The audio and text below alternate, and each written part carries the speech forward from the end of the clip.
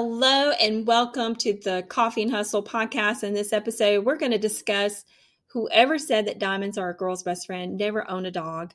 And joining me on this podcast today is Helene Scott, the owner of Florida Dog Training School. Thank you, Helene, so much for joining us on the podcast. Would you give us a little insight about your business and what you do? I go to people's homes. I am a dog trainer that it's private in your home training. Dogs that are either adopted, rescued, or purchased. I make their dogs better behaved so they're a loved family member. And that is something that, and now as your business has been increasing over the periods of years now, and you've been in business now for almost 20 years, that's a huge accomplishment in dog training. And how did you even think about getting into this business? How did you do that? I always had a connection with animals since I was little. I'm college educated. I went into the corporate world. I got laid off one too many times, and I said, "That's it. I'm going to go to school and be a dog trainer," and haven't looked back. Yeah, and you have been successful ever since. So what a great accomplishment to be in this industry this long. Do you feel like that with the COVID situation, everybody's been at home more, do you feel like that people have been getting more and more dog training because they're staying home more? Or do you just feel like that it's still busy as ever? I mean, how can you measure your business with COVID going around? Well, when COVID happened, I really thought originally that I was going to be out of business because people weren't going to work. That's what I thought. And then I guess a lot of people in Florida do work from home. And then it added to more people working from home, which just made the industry explode. Yeah, and you've been extremely busy for that too as well. Yes. And do you feel like that? I read an article where I did see where some of these dog shelters, where a lot of people went in and started adopting a lot of dogs because they felt like, one, they wanted to help, and then number two, a dog is such great mental help as well, because a lot of people were in these lockdowns, and dogs help you get through that situation. Absolutely. It makes a person feel needed and loved unconditionally. Yeah. And girls, and we talk about girls' best friends, and we people that think about girls and owning dogs, we love our dogs, and we know that sometimes we feel that dogs give us that empowerment so we don't feel lonely and we can be loved. Do you promote that for the female base that they're single, they need a dog, and you come in and you help them and train them with those dogs?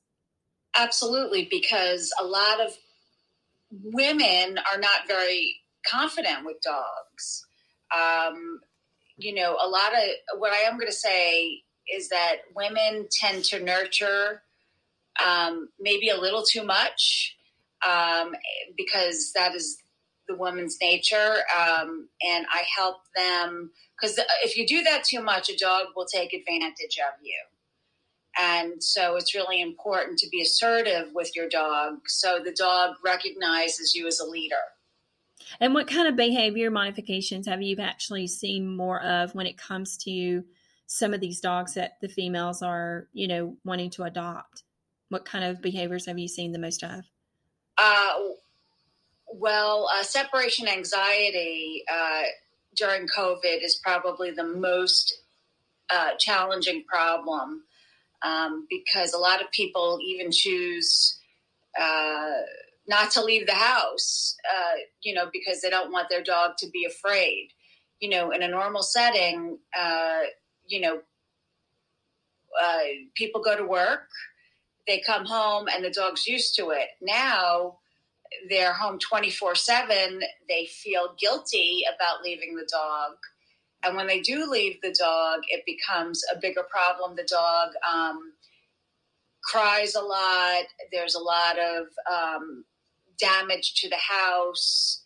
And the dog is so upset that it gets traumatized until the owner comes home. Yeah. And what happens, like, have you seen maybe the worst damage that a dog has done since, when we're dealing with that? What is one of those stories that you can share with us? Well, there was one dog in particular. It was a greyhound. It was before COVID happened. There were 2 greyhounds. There was never an issue. One of them passed away. The owner did not want to get another dog. And the dog, I guess she went inside, like she went someplace that she went in real quick to, I don't know, to get milk or something. And the dog ate the seat of her car. Wow. So she came out from the grocery store and the dog had ate the seat of the car. Yes. Wow. And then how do you handle something like that? What is the steps when it comes to dogs that are suffering? Because obviously the dog was suffering from anxiety from the loss of its best friend too, right? Right.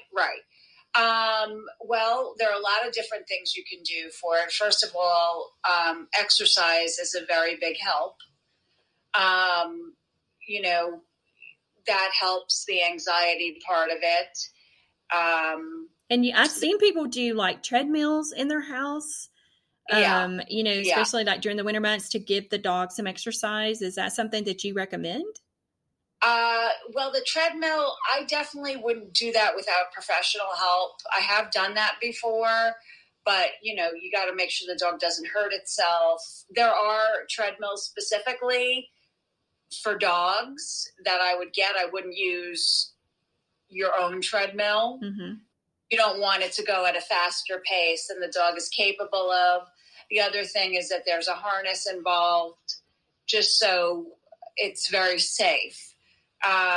But I'm thinking just, long walks. And then if you feel like you can't give the dog a really long walk, maybe put a doggy backpack on the dog. So it's carrying a little extra weight so that it's a better workout for the dog and not the human.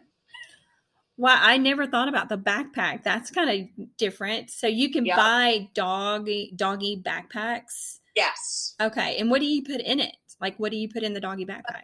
I live here in Florida, so I would recommend 2 frozen water bottles so the dog could be cool while it's holding it, and it gives that extra weight. And then if the dog needs a drink, you could use it or pour it on the dog to cool it off. Wow. Okay. So I've seen those, what is it called? Those safety vests, thunder vests. That's what it is. So right. Do you recommend any of those thunder vests that you see a lot of? It's called a thunder shirt, but it is a vest. Okay. And that brand, there are off-brand ones as well.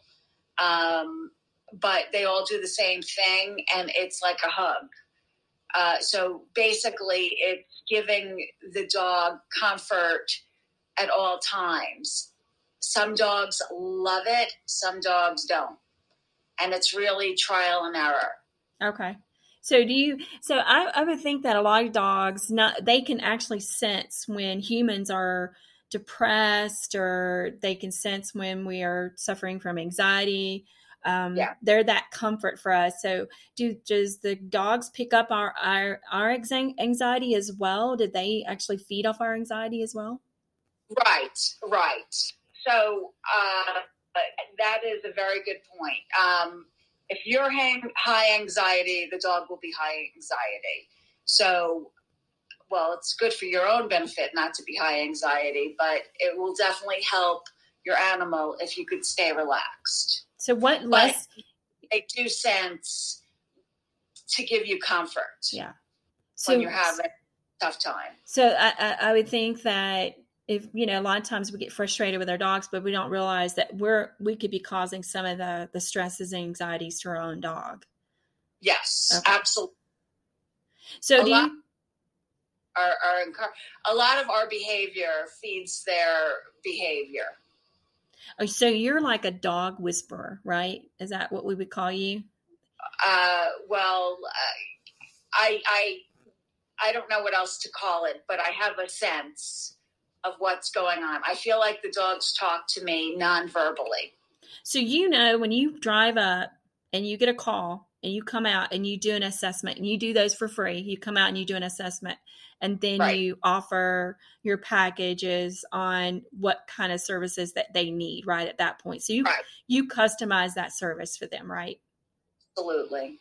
So you drive up in the driveway and you know the moment you see the dog, you kind of give an idea of like what exactly you need to do that very moment, right? Yes. Yes. As a matter of fact, I tell the owners not to correct any behavior. If the dog is going to jump, let the dog jump. I kind of want to see the whole natural interaction. And just by that happening, I can see what kind of control they have. So if you had to leave, right? We leave and we have to cage up our dogs. You know, majority of us would put them in a cage or we put them in a safe area, you know, in a Right. room or whatever. What do you suggest that you give them for anxiety? Like if we have to leave, what is some of those suggestions that you do? Well, first of all, wherever you put them, you have to make it okay. So a lot of times people they put their dogs in a crate or a cage or a pen only when they're leaving. And that creates anxiety. So it has to be a place that you put them in, like say, let's just talk about a pen. Like I have this family, they have a Shih Tzu. They only put the dog in the pen when they leave, and they're wondering why the dog is crying. But if they put the dog in there at other times, like they're watching TV and in the room, and then they disappear and come back. So if you just leave, it's that abandonment feeling. When you put them in a place like their room, a pen, where they realize it's still part of the activity, there's less anxiety for that. So you're saying they need to practice having them in their pen while you're there at the house so that they can see and feel like, okay, they're going to come back. Right. Always going to come back. And then the other thing is if the pen is not a nice place, if you are busy, it'd be good to give them something really special when they're in that pen by themselves that they could look forward to. For example, a Kong with peanut butter in it, but it's frozen, so it's time consuming for them to eat it. And then say you're only gone 10 minutes, but they're not done with their peanut butter Kong. Well, they're coming out of the pen, so the Kong goes back in the freezer. So it's so good things happen when I disappear.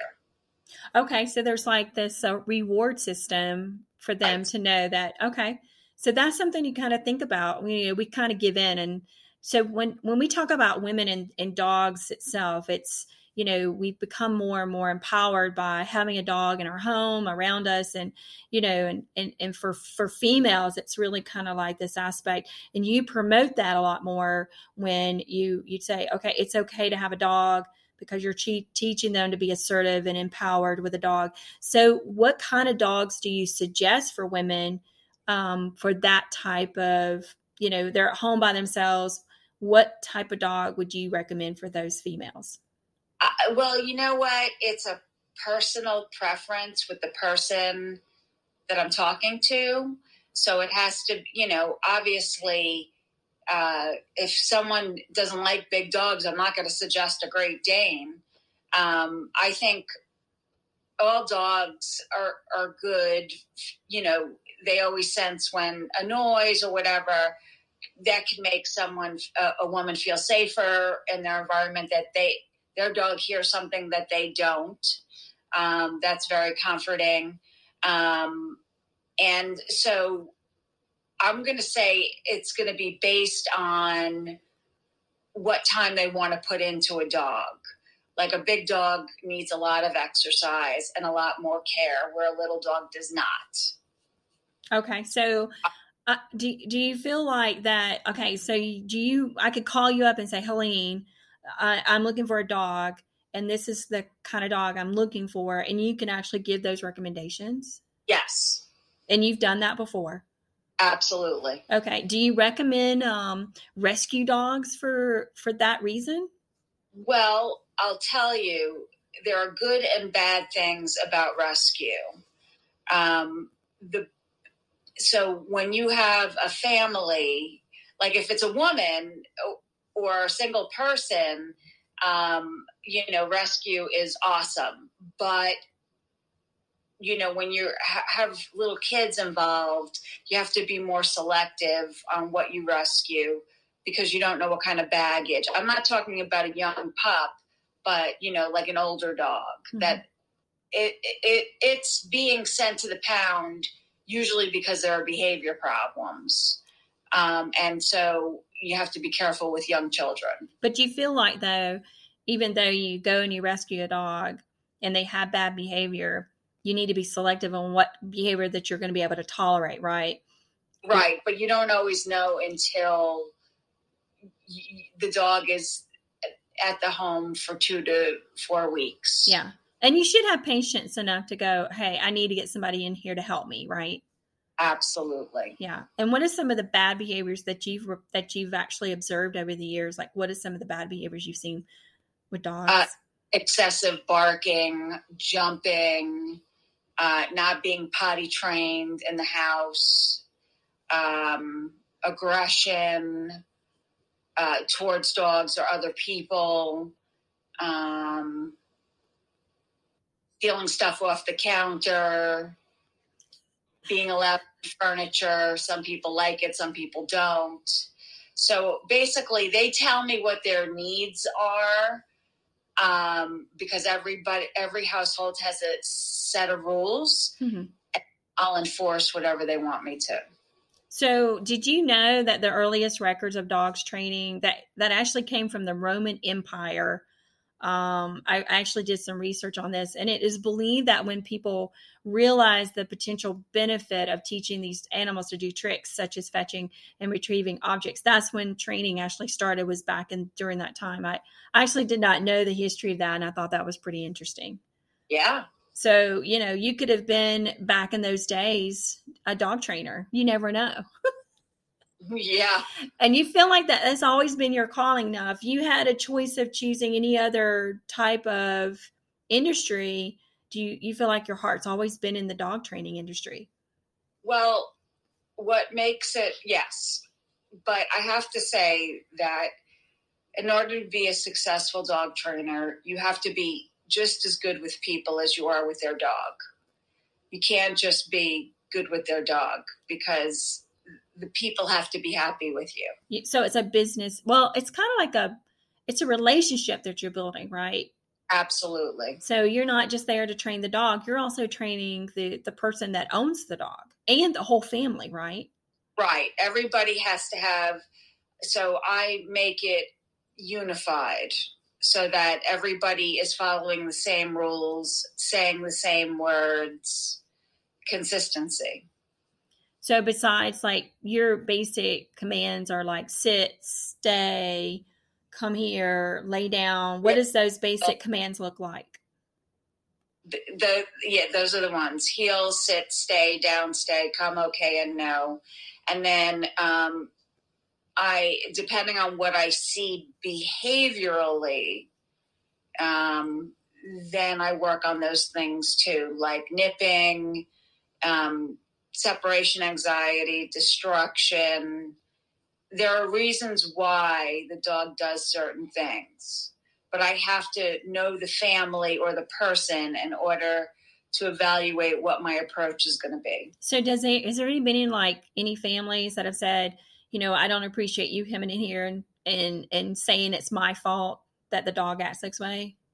Well, I really try to be as diplomatic as I can. And it's all in the approach. Yeah. Do you feel like that some people don't like that, they don't like that honesty sometimes? Yes. It doesn't happen often, but I have, it's sometimes maybe sometimes I'm so honest and I'm like, I didn't mean anything disrespectful, but and then people are like, just tell me how to fix it. And then there are others, not so much. That's a personality conflict. And I try not to have those. Yeah. And that could be like, do you ever feel like some dogs really are an image of their owners sometimes? Yeah. All the time. Yeah. Yeah. It's funny to watch some of those videos and the family or the owner looks just like their dog, and the mannerisms are very mirrored with each other. Definitely. Mm-hmm. So I have, do you feel like that you've ever, like, what is the one thing that you think you failed at when it comes to this industry? Do you feel like there's something in that you've learned a lot about yourself over the almost 20 years being in this business? What is the hardest part of being in dog training? I think the hardest thing is expanding and trusting other people to do your job. Yeah, that's a hard place to do. Is there what do you feel like that you need to do to be able to do that? I don't have an answer for you today. Maybe an answer like in the next couple of weeks, like, oh, I've got the answer now, right? It's hard to grow your business when you're the one person in it, right? Do you feel like that sometimes? Yes. And when we talk about entrepreneurship, it's a very difficult road sometimes. It's like a roller coaster, I think. Yep. And do you feel like that sometimes, like, do you question your goals when you're in this business? Or do you feel like there's times where, I've got this and I'm moving along the way I need to? I think I'm in a growth spurt that I'm not sure how to grow yet. Yeah. You're kind of at that pitted, like the fork in the road, either left or right. Yeah. And I think that's something that sometimes we don't always think about, until we get there and realize that, because if we had a manual to be a business owner, I think we all be successful, right? Yeah. And what was some of the things you could teach other people that are in entrepreneurship or getting into business? What would be what piece of advice would you give them? If you get a lead, you need to act on it. Don't let it sit there. What I'm hearing a lot right now is other trainers don't even have the decency to call people back to say, I'm too busy. They just don't return the call. And I can't tell you how many times people are like, thank you for calling me back. And I'm like, you have to thank me because I want your business. Yeah.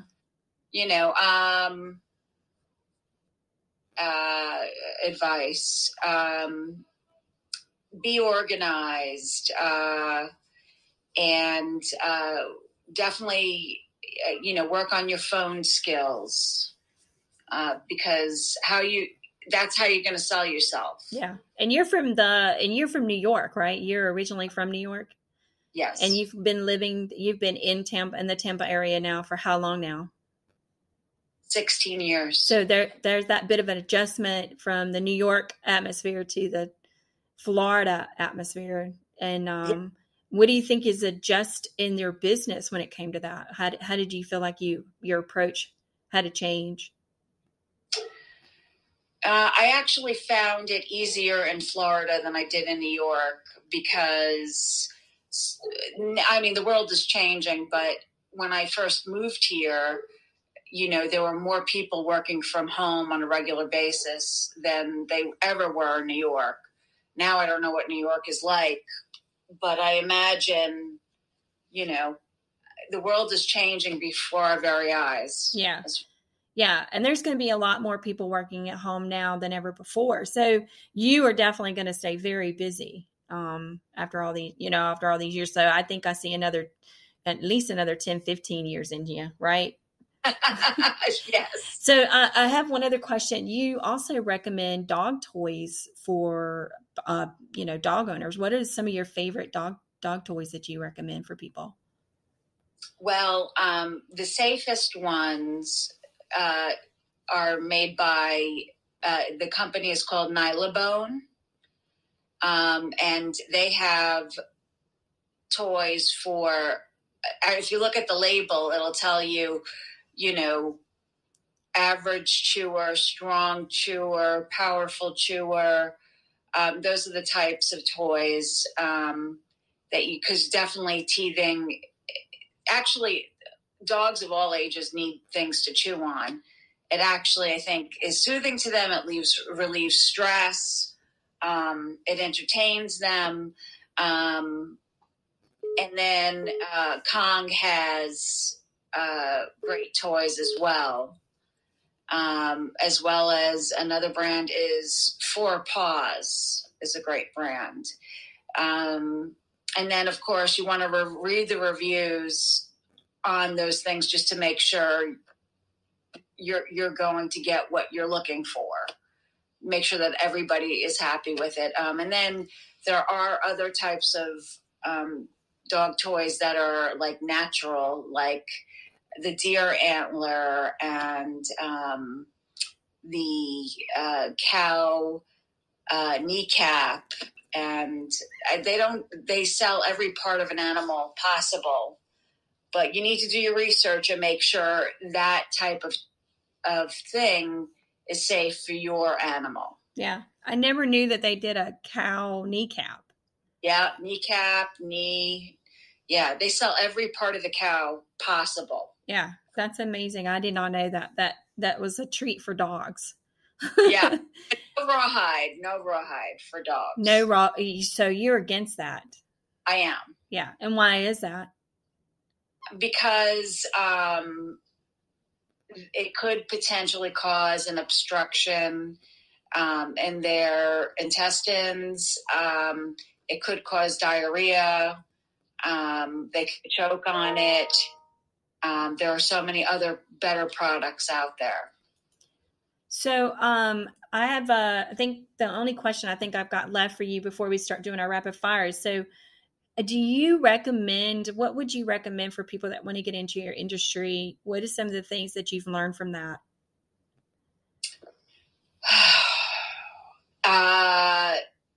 If you could go to school for it, that would be great. Or you could shadow someone who's already a trainer. It's not an easy industry to get into.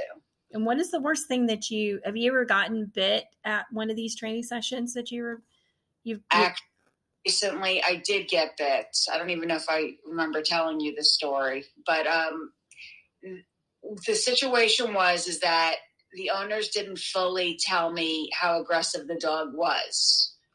And I walked into their house and I was standing. I'm only 5 foot. And the dog got up on its hind legs, grabbed my lip, and bit through. Oh, wow. So you always have to be on alert when it comes to some of these houses that you go to do dog training. Right. Part of it, so even though they might give you a description of what they're dealing with, you have to trust your instinct of your experience to know what's really going on, because it's not always the same. Yeah, and you learn a lot too from it too, because it's one of those things you least expect, but then it's also, it happens. And did you go back and train this dog after that session? Because there were other signs, and this was the final sign for me that this was, it wasn't a good fit. It just, if the owners couldn't be honest with me, I couldn't trust the dog anymore. And it was a rescue dog. I just feel like they weren't surprised it happened. It was just very odd. And I'm just like, this is not safe. And I don't want the job. So so what do you think about people that do get into fostering dogs? And, what do you think about those programs? Because that seems to be really high right now. I mean, a lot of people are seeing more and more people fostering dogs than ever before. Well, I mean, you got to be careful. You got to be really careful. Not every dog is the same. Sometimes there's inbreeding involved, and that could cause aggressive behavior. you just, when a new dog comes into your home, you kind of have to slowly introduce it to the home. You can't treat it like, oh, you're here. You have to sense, it all depends on what kind of situation the dog is coming from. It could be a hoarding situation. It could be a shelter situation. So I'm just going to say, be cautious, give the dog its own space, and gradually bond with the dog. That will help for the greatest success. Yeah. And most people that try to foster end up trying to take in the dog permanently too, right? So it's always So Helene, thank you for joining me on this podcast. And before we go, we're going to do what we call rapid fire. I'm going to ask you some random questions. Now, you and I have known each other for a long time, so we have always been a very honest connection. We've built a partnership over the years, and we've done some great things together. And so we have a lot of fun conversations together, by the way. And those that don't know us very well, we're basically almost sisters to each other. We're very honest with each other. So we have a very good friendship over the years. So I'm going to have a little fun with you, by the way. Are you afraid? Why? I don't know. All right. As long as I can be honest. Okay. So rapid fire. I got to ask you a question and you got to answer it as fast as you can. Honestly. Okay. All right. So question number 1, what would you do with your 15 minutes of fame? Don't answer it too fast. I don't know. I never expected to hear that. I'd enjoy it and then let it go, I guess. Oh, so you'd be 15 minutes of fame and you'd just be done. You're just like... Not a person that likes to be out in the spotlight. Okay. If you were stranded on a tropical island, what 2 things would you want with you on the tropical island? What is the 2 things that you would take with you? Food and water. Just food and water. No music, no DJ, no. Oh, I had 2 things. I didn't know how to list. Well, those are the 2 things that came up was food and water. Yes. No Ralph. You could have saved yourself off the tropical island. I figure I might as well. It doesn't say stuck. It says if you're stranded. Okay, well, stranded means stuck. Okay, never mind. I would say at least get a house. What 2 things would you want with you? Because you can make food. Forget the house. Critical of my answer. You may say I want sun. Well, I'm not trying to criticize you. I'm like, you could have said sunscreen, a book. Yeah, no. Just food and water. Okay. Do you have a favorite book when you was growing up? What is your favorite book? I don't have an answer for it. Did you not read? I did, but I don't have a Judy Blume. Oh, the Judy Blume books? Yeah. Okay. All right. So no, nursery rhyme book or. Nope. Everybody goes poop. No. I read that to my kids a lot, just so you know. Or Goodnight Moon. Goodnight Moon. You don't remember those books? Anyways. No, I don't remember. Maybe because I'm on the spot, I'm not thinking as quickly as I should. Nobody says you're on the spot. You're talking to me. I'm talking to you. All right. What is the one item you could never live without? Coffee. Oh gosh, me too. Don't you you walk in? You're like a zombie in the morning, aren't you? You're like, yes, I am. Until you get your coffee. Yes, I'm holding it in my hand as we speak. Oh, okay. So, you drink coffee all throughout the day? Yeah. Oh, I can't do that. I can have my 2 and I'll be done. I need to down. What do you put in your coffee, by the way? I put in almond milk and the skinny syrup, the salted caramel. Ooh, I like me some salted caramel. You call it caramel? What did you call it? Caramel? Caramel, yeah. Caramel? Yeah. That's some Southern twang for you. That's all you get. What do you think when I say fruit?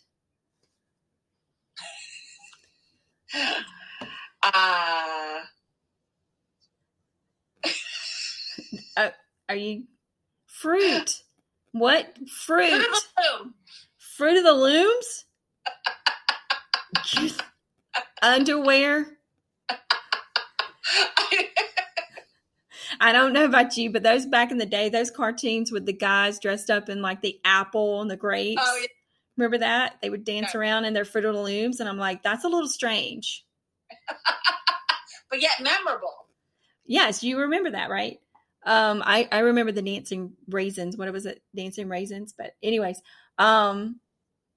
if you could choose your nickname, what would it be? Do you have a nickname? Curls. You can't even remember your nickname? Well, I don't really never had one because my name, I don't know. My name, I've been called H instead of Helene. And I've been called Goldie because I have blonde curls. Well, those are nicknames. Yeah. You just made up one, and then you start talking, and you're like, "Here's my other nicknames." So I'm gonna start calling you Goldie with H, Goldie H. That's what it is, Goldie H. Oh my gosh! What advice did you get that was the most rewarding? What advice did you get? You better say me, but that's okay if you don't. What? You better say me. You better say Carla gave you the best advice ever. Well, I was thinking just never to give up. That's a good one. Who gave you that advice? You probably have. Okay. Oh, thank you. Thank you. You're welcome. No more crying. Don't cry over spilt milk. Okay. If you won $1 million, what would you buy? A house. A house. A house or a vacation. I'll come visit. I'll come visit you. Helene, thank you so much. It's been how long have we known each other now? For what? Gosh. Goodness. Maybe 4 years? I'm not sure. Yeah, 14 years? I think so. Yeah. And we've done a very good job together. We've got a good friendship. And I really appreciate you taking time out today with the Coffee and Hustle podcast. And today we talked about whoever said diamonds are a girl's best friend did not own a dog. And so I can tell you that 100%. We both love dogs. Continue success with you. And thank you for coming on our podcast today. Thank you.